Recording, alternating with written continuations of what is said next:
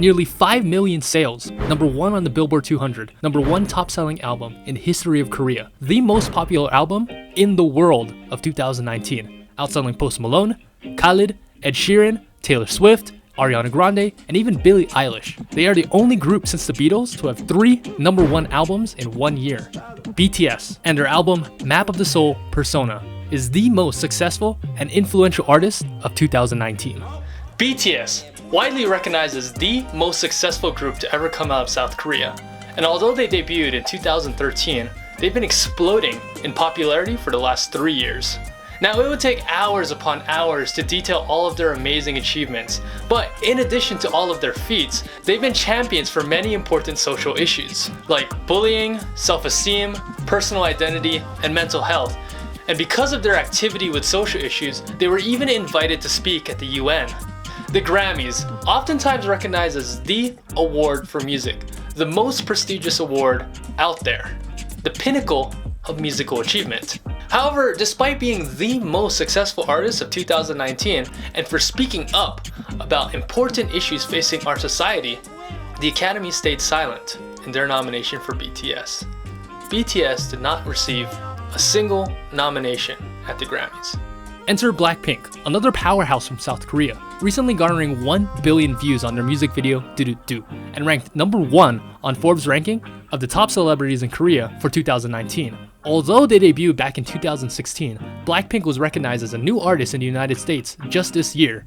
They made their US debut at Coachella and were easily, by far, the most popular group on stage. Blackpink is a powerhouse, not just in Korean entertainment, but all over the world. In fact, both BTS and Blackpink are number 1 and 2 for the most viewed artists of 2019, beating out Daddy Yankee, Ariana Grande, Ed Sheeran, Billie Eilish with 3.7 billion views. In September, Blackpink was submitted to the Grammys for consideration for Best New Artist, and in November, they were denied, without even a hint of a nomination.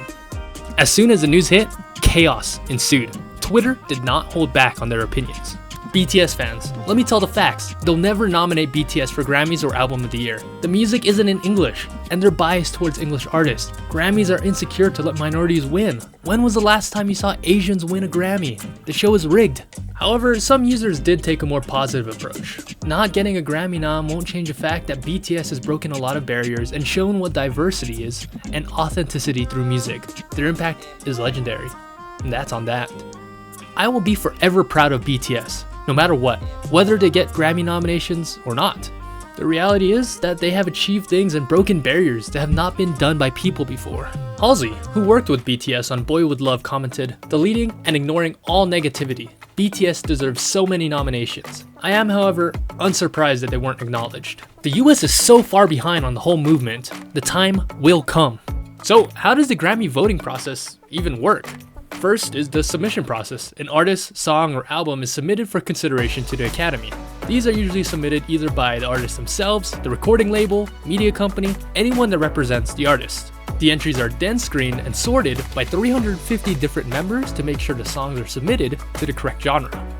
After it's sorted, the 13,000 Academy voting members vote in their genre of expertise in the first ballot for nominations. After nominations are chosen, the members vote once more to pick the winners. One outraged Twitter user stated, "The full nominations list is on the Grammys website. BTS got nothing. Seriously, robbed and ignored. What the hell?" Best-selling album of the year and one of the biggest music acts in the world right now. What more do the Grammys want? For them to be white?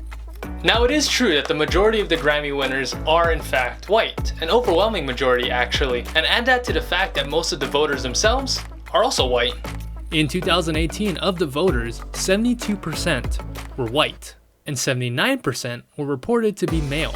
So the Grammys do seem to be lacking in diversity. But is this an issue of race? Albeit there have been Asian artists that have been nominated. In fact, Bruno Mars has been nominated 27 times and has won 11 times. But he's only part Asian, right? Well, cellist Yo-Yo Ma has been nominated 27 times and has won an insane amount of 18 times, which would place him 18th all time among most wins. So, is it an issue of race or genre? If we look back, the Grammys have rarely nominated pop groups. In fact, New Kids on the Block, the second most successful boy group of all time with 80 million sales, has only been nominated once. One Direction, a fan favorite from last generation, has had 50 million sales and has had 0 nominations. The Spice Girls, the most successful girl group of all time with 85 million sales, have 0 nominations. Now, if we look back in history, the Grammys has always been very anti-pop group. The Grammy stigma is that pop groups aren't really real musicians. They're just people that teens fangirl over that happen to make music. No serious musician would ever be in a pop group, right? This should come as a surprise to nobody. But the Grammys has rarely been about music quality and music impact, but rather music politics. And Blackpink and BTS just happen to be a victim of that politics. So what do you guys think? Did BTS deserve to be nominated? Was this a race issue? Let me know down below in the comments. And hey, remember to subscribe. And as always, chase your dreams and go beyond the scene.